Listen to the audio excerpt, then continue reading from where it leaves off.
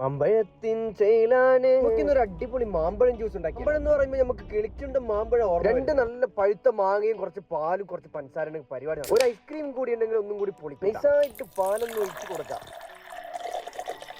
ആഹാ, എന്താ നിങ്ങൾ ജ്യൂസ് ഉണ്ടാക്കുമ്പോൾ ഇതുപോലെ ഒന്ന് ഇറങ്ങി കളിക്കണ്ടോ. ഞാൻ വീഡിയോക്ക് വേണ്ടി ചെയ്തതാണ്. ചിലപ്പോൾ ഇത് കണ്ട് അനുകരിക്കാതെ മൂക്കാൻ വേണ്ടി തെറിച്ചു പോകും.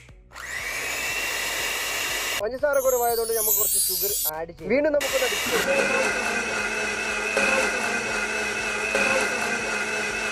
സാധനം റെഡി ആയിട്ടുണ്ട് കേട്ടോ. നല്ല അടിപൊളി നാട്ടിൽ കിട്ടുന്ന അതേപോലെയുള്ള അടിപൊളി മാമ്പഴം ജ്യൂസ്.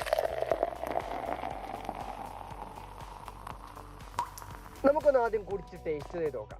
എന്നാൽ കളറിലൊന്നും വലിയ വ്യത്യാസമൊന്നും നല്ല മധുരമുള്ള മാങ്ങട്ടാ. അടിപൊളി കേട്ടോ, അടിപൊളിയാണ്. നമ്മൾ ഒന്നിച്ചുള്ള ആളും കൂടി കുടിച്ച് പറയട്ടെ അഭിപ്രായം അല്ലെ. അടിപൊളിയാണെന്ന് പറയും. അതൊക്കെ അത്ര ഉള്ളത്. കുറച്ച് സമയം ഉണ്ടെങ്കിൽ ആ സമയത്ത് ഇതുവരെ എന്തെങ്കിലും ചെയ്ത് കുടിക്കാം. എന്തായാലും കുഞ്ഞു കുഞ്ഞു വീഡിയോയുമായി ഞാൻ വീണ്ടും വരുന്നതായിരിക്കും. അപ്പോൾ ചെയ്തില്ലെങ്കിൽ ഒന്ന് ഫോളോ ചെയ്ത് കൂടിക്കോളി. Okay, by.